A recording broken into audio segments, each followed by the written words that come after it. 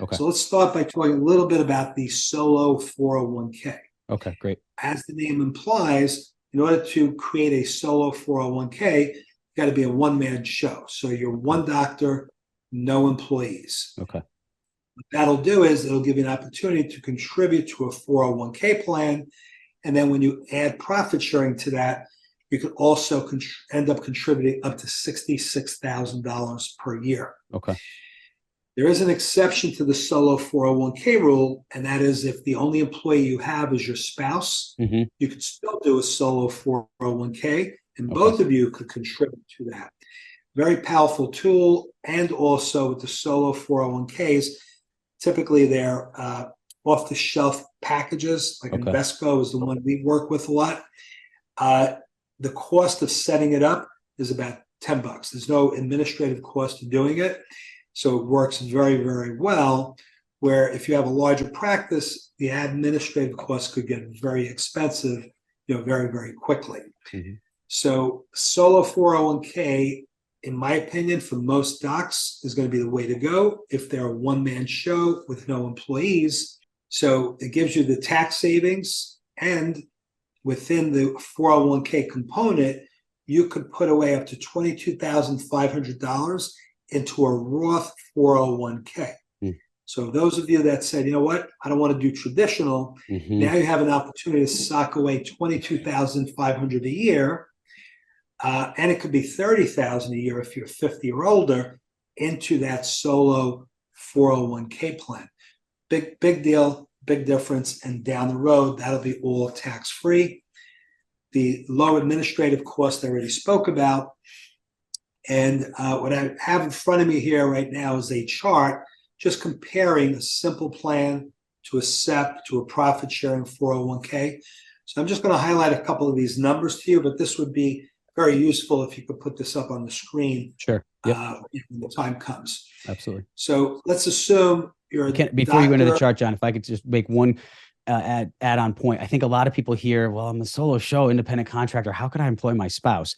Correct me if I'm wrong, but your spouse could call and confirm patients. Your spouse could help with your ordering of your supplies. Your spouse could help with some of the bookkeeping side of things. I mean, there's a lot of things that your spouse you could be talking and brainstorming ideas and have idea sharing about your business. So I think people sometimes don't necessarily think of it as an independent contractor working as a solo, on their own, that they could employ their spouse. But from what I'm hearing you say, that's certainly a very viable option as long as your spouse is doing any of those roles.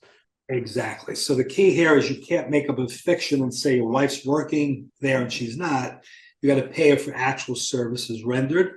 So you mentioned all of them already, so I'm not going to repeat them, but it could be bookkeeper, receptionist, your marketing person, billing marketing, person. Yeah. Yep. You name it, there's plenty of things you could keep your spouse busy doing. And even if you did open up your own practice, and maybe at the beginning stages it's just you and a receptionist, office manager as well, that role could be easily filled by your spouse. Yep. Tremendous benefits in doing that is now your spouse could also contribute to a retirement plan. So potentially double the amount you're putting away towards retirement. Then when you take your spouse on a dental convention, let's say some of the listeners were so impressed with my speaking today, they end up coming to the Greater New York Dental Meeting, Manhattan in November. If their spouse was working with them, they could fly down to New York, spend the days of the convention there, a few extra days on pleasure. They can now write off the airfare, the hotel stay, some of their meals, and if the wife is on the payroll, they can write off that portion for her as well.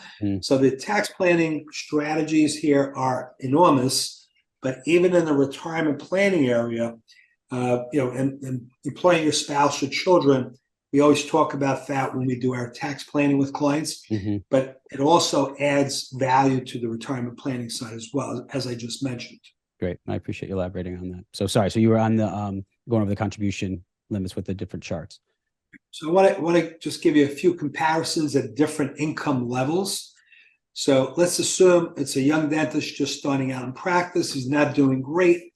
His income this year from self-employment was only $45,000. With a simple plan, he could contribute $16,850 to the plan. Okay. With a SEP, he would be limited to just $11,250 because it's 25% of his income. Mm-hmm. Profit sharing would be the same number. With a solo 401k, he could put away $33,750. Tremendous difference. So assuming he's otherwise well off and could afford to put that much money away, he has the opportunity to do that. Mm-hmm.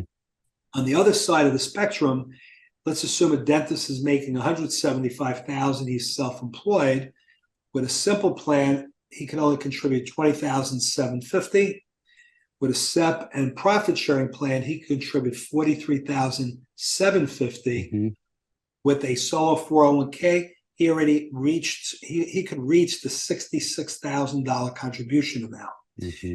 So it does make a big difference. In order to get to the $66,000 under a SEP IRA or profit sharing, that dentist would need to earn $264,000 to be able to make that type of contribution.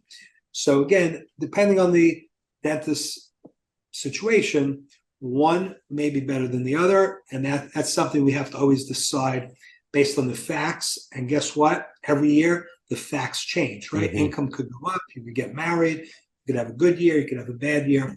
So it's something that needs to be looked at and revisited, in my opinion, at least on an annual basis. Yep. And with that, the spouse, in the example you gave, if the doc is making the 175, able to put away the 66,000, the spouse could be the one making the 45,000, right? And put the majority of his or her income into the solo 401k.